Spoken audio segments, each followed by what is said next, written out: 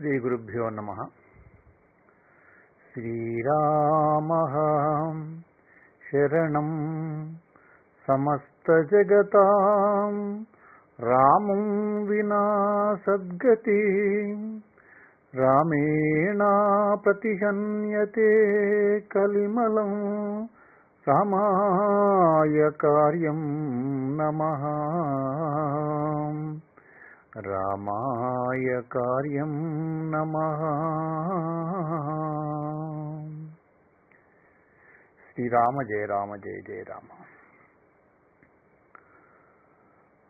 వర్షాకాలం పూర్తయింది, కార్తీక మాసం ప్రారంభమైంది. కానీ సుగ్రీవుని జాడ ఇంతవరకు లేదు. శ్రీరాముడు అంటున్నాడు లక్ష్మణుతో, లక్ష్మణ, సుగ్రీవుడు మనల్ని మర్చిపోయినట్టున్నాడు. ఒక్కసారి నీవు వెళ్ళి గుర్తు చేయి నాయన సుగ్రీవుడికి. ఒకవేళ నిజంగా మర్చిపోతే వాలి వెళ్ళినటువంటి యొక్క దారి ఇంకా తెరిచే ఉందనే విషయం ఒకసారి జ్ఞాపకం చెయ్యి అని చెప్పేసి చెప్తూ లక్ష్మణుడిని కిష్కింధకు పంపడం జరుగుతుంది. అన్నయ్య పడుతున్న బాధను తట్టుకోలేక లక్ష్మణుడు ఆవేశంగా వెళుతూ ఉంటే మళ్ళొక్కసారి రాముడు నిగ్రహించుకొని, నాయన తొందరపడకు, అక్కడ విషయాలు గమనించి నీ ప్రవర్తనతో విషయం పూర్తి చేసుకుంటా అని చెప్పేసి పంపడం వల్ల లక్ష్మణుడు ఎంతో ఆవేశంగా వస్తాడు. వస్తుంటే మార్గమధ్యంలోపనే హనుమంతుడు చూశాడు. మంత్రి కాబట్టి అన్ని విషయాలు ఆలోచించాలన్నమాట. ఒకవైపేమో సుగ్రీవుడు తన యొక్క సుఖాల్లో పూర్తిగా మునిగిపోయాడు. సుగ్రీవుడు మునిగిపోయినప్పటికీ కూడా మంత్రిగా ఈయన చేయాల్సిన పనులన్నీ అప్పటికే చేశాడు. మొత్తము దేశమంతా ఉన్నటువంటి అనేక ప్రాంతాలు ఉన్నటువంటి రకరకాల భల్లూకాలు కావచ్చు, లాంగూలాలు కావచ్చు, తర్వాత వానరాలు కావచ్చు, అన్నిటికీ కూడా సుగ్రీవుని యొక్క ఆజ్ఞ ప్రకారంగా విషయం చెప్పాడు. ఇట్లా అందరూ కూడా చేరుకోవాలి ఇక్కడికి అని చెప్పేసి. అప్పటికే కొన్ని వేల కోట్ల వానరాలు అన్నీ కూడా వచ్చేసినవి కిష్కింధ దగ్గరికి. తర్వాత సుగ్రీవుని దగ్గరికి పోయి చెప్పాడు, నీవు ఇంకా దీంట్లోనే మునిగిపోయి ఉన్నావు, నీవు సుఖాల లోపట మాట ఇచ్చావు శ్రీరాముడికి సీతమ్మ వారి యొక్క అన్వేషణ కొరకు కాబట్టి అని చెప్తే, మరి అప్పుడు సుగ్రీవునికి ఒక అలవాటు ఏముందంటే మంచి విషయాలు వినే అలవాటు ఉంది. కాబట్టి సుగ్రీవుడు కూడా తన ఆజ్ఞ చేసేసి మొత్తం ఎక్కడున్నటువంటి వాళ్ళందరూ కూడా 15 రోజుల లోపల ఇక్కడికి చేరుకోవాలి అని చెప్పేసి, ఇది సుగ్రీవాజ్ఞ అని చెప్పేసి అందరికీ ఆజ్ఞ పంపించాడు. ఇంకా తను మాత్రము రాముని దగ్గరికి పోవడానికి సిద్ధంగా లేడు. ఈలోగా ఆవేశంగా వస్తున్న లక్ష్మణుని గమనించి హనుమంతుడు దగ్గరికి వెళ్ళి నమస్కరించి, అయ్యా లక్ష్మణ, సుగ్రీవుల వారు ఇదే ప్రయత్నంలో ఉన్నారు. మొత్తం అందరికి కూడా ఆహ్వానం వెళ్ళింది, అందరూ వస్తున్నారు, అందరూ చేరుకుంటున్నారు, సైన్యాలంతా కూడా చేరుకుంటున్నాయి, మొత్తం కూడా వానర సైన్యం అంతా కూడా అందరూ కూడా వస్తున్నారు. కాబట్టి మీరు కొద్దిగా ప్రశాంతంగా ఉండండి అని చెప్పేసి ముందు కొద్దిగా ప్రశాంతపరిచి వెంబడే అంగతుని ద్వారా తారకు విషయం పంపిస్తాడు. లక్ష్మణుడు చాలా కోపంగా వస్తున్నాడు కాబట్టి పొరపాటున కూడా సుగ్రీవుడు వెంబడే ముందు రావద్దు, కాబట్టి ముందు మీ అమ్మగారు అయిన తారను పంపియండి. స్త్రీని చూసిన వెంబడే ఎంత కోపంగా ఉన్నా సరే లక్ష్మణుడు కోపాన్ని తగ్గిస్తాడు. కాబట్టి తర్వాత మనం విషయం పూర్తి చేయొచ్చు అని చెప్పడం వల్ల అంగదుడు తారకు విషయం అందజేస్తే రాజమహల్లోకి ప్రవేశించిన వెంబడే తార ఎదురై నమస్కరించి, లక్ష్మణ, మీరు చేసినటువంటి ఉపకారాన్ని ఎప్పుడు కూడా సుగ్రీవుడు మర్చిపోలేదు. కానీ ఎంతైనా మీరు మానవులు, మేము వానరులం కదా, కాబట్టి కొద్దిగా మాకు చపల చిత్తం ఎక్కువ ఉంటుంది. కాబట్టి కొద్దిగా చిన్న అసత్వమైంది. అయినా సుగ్రీవుడు అన్ని కార్యక్రమాలు సైన్యం విషయంలో తను చేయాల్సిన ఆలోచనలన్నీ పూర్తి చేస్తున్నాడని చెప్పేసి లక్ష్మణుని యొక్క కోపాన్ని పూర్తిగా తగ్గించేసింది. ఎప్పుడే కానీ మహాత్ములకు కోపం క్షణం ఉంటుందట, అంతవరకే. అందుకే ఉత్తమే క్షణకోపస్యాత్ మధ్యమే ఘటికాద్వయం అధమే స్యాదహోరాత్రం పాపిష్ఠేన మరణాంతకం అంటారు. ఉత్తములు ఎవరయ్యా అంటే ఎవరిపైన కోపం వస్తే అది క్షణంలో మర్చిపోవాలి, అది ఉత్తముల యొక్క లక్షణం. మధ్యమే ఘటికాద్వయం, కొద్దిసేపు ఉంటుంది వాళ్ళకు మధ్యములకు. అధమే స్యాదహోరాత్రం, రాత్రంతా ఉంటుంది అధములకు.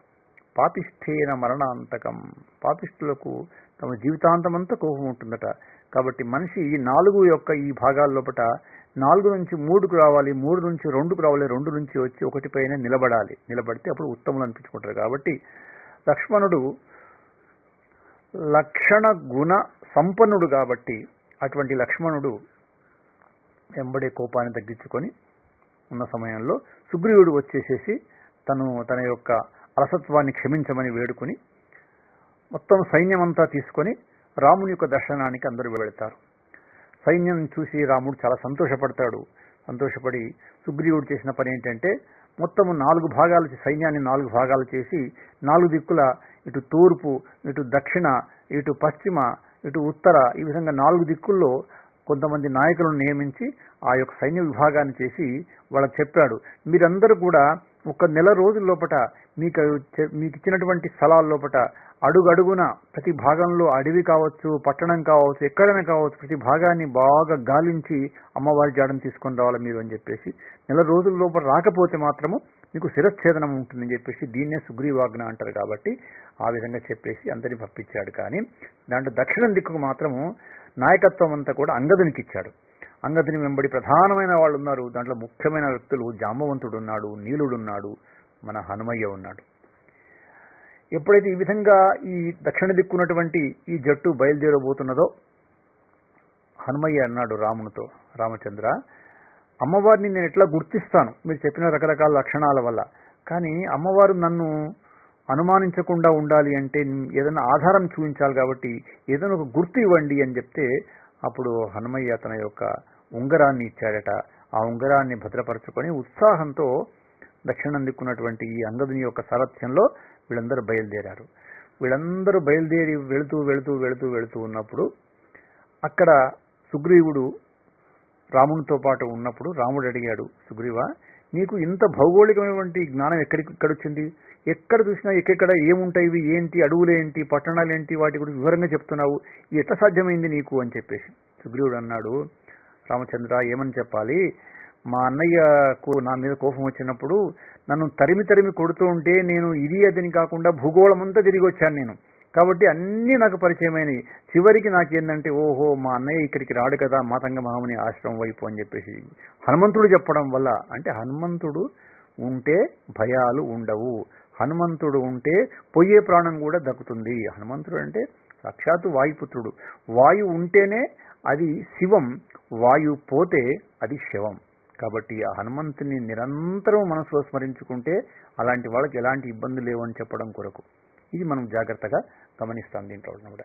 ఆ విధంగా హనుమంతుని వల్ల తన ప్రాణాన్ని కాపాడుకున్నాడు సుగ్రీవుడు. కాబట్టి ఆ సుగ్రీవుని యొక్క విషయం చెప్పిన తర్వాత శ్రీరాముడు లక్ష్మణుడు ఆ ప్రసవణ పర్వతం మీదనే ఆగిపోతారు అక్కడ వాళ్ళు. ఇక్కడ దక్షిణ దిక్కు హనుమంతుని యొక్క జట్టు అంగదుని యొక్క సారథ్యంలో ప్రవేశించి పోతూ ఉంటే చివరికి వాళ్ళు సమయం దగ్గర పడుతుంది, కానీ అన్ని వెతుకుతున్నారు, కానీ ఎక్కడ కూడా ఎలాంటి జాడ దొరకలేదు. దొరకకపోతే చివరికి వాళ్లకు త్రాగడానికి నీళ్లు కూడా లేకుండా, తినడానికి ఫలాలు లేకుండా ఆ పరిస్థితి ఒక దట్టమైన అరణ్యంలోకి పోయినప్పుడు కూడా అది చివరికి నీళ్ల కొరకు అని చెప్పేసి వాళ్ళు దీంట్లో తారుడు అనేటువంటి ఒక వానరుడు జాగ్రత్తగా గమనించి ఒక బిల్వంలో చూస్తే బిల్వం లోపలికి అంత చీకటిగా ఉంది. ఆ చీకటి నుంచి లోనికి పోతే అక్కడ ప్రకాశవంతంతో కూడినటువంటి ఒక తల్లి కూర్చున్నదట. ఆమె పేరు స్వయం ప్రభాదేవి. ఆ గుహ లోపట అన్ని రకాల పళ్ళు ఉన్నాయి. ఆమె యొక్క ఆతిథ్యాన్ని స్వీకరించి ఆమె యొక్క అనుగ్రహాన్ని పొంది వాళ్ళు ఏం చేశారంటే మళ్ళీ అక్కడి నుంచి గుహ నుంచి బయటకు వచ్చిన తర్వాత సముద్ర బొట్టుకు చేరుకున్నారు. సముద్ర బొట్టుకు చేరుకొని మాట్లాడుకుంటున్నారు. సమయం అయిపోతున్నది, మనం వెనక్కి తిరిగి ఇట్లే పోతే అమ్మవారి జాడ చెప్పలేను, కాబట్టి తప్పకుండా మనను శిక్షిస్తాడు ఎవరు, సుగ్రీవుడు.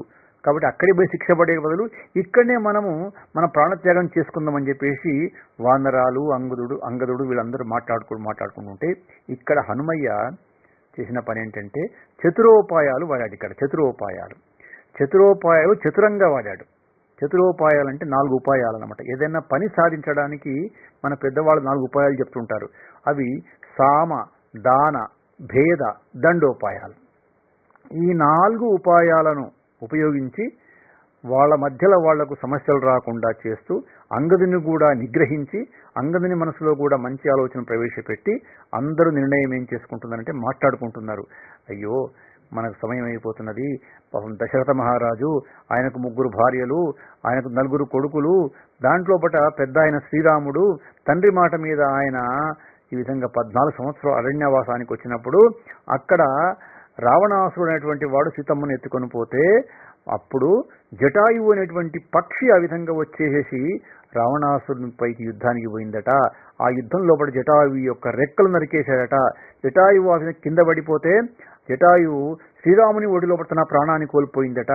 ఏ విధంగా అయితే మనుషులకు సంస్కారాలు చేస్తారో ఆ విధంగా శ్రీరాముడు ఆ జటాయువుకు సంస్కారాలు చేశాడట అని చెప్పేసి మాట్లాడుతూ ఉంటే దగ్గరలోనే ఒక పెద్ద గ్రద్ద లేవలేక కదలలేక అతి కష్టం మీద ఈ విషయాలు విని, ఏమండి మీరు జటాయువు అని అంటున్నారు, జటాయువు విషయం ఒకసారి నాకు చెప్పండి, ఏం జరిగింది అని అంటే అప్పుడు చెప్తారన్నమాట. ఈ విధంగా జరిగిన విషయం చెప్తుంటే, అయ్యో జటాయువుకు శ్రీరాముడు ఈ విధంగా అగ్ని సంస్కారాలు చేశాడా?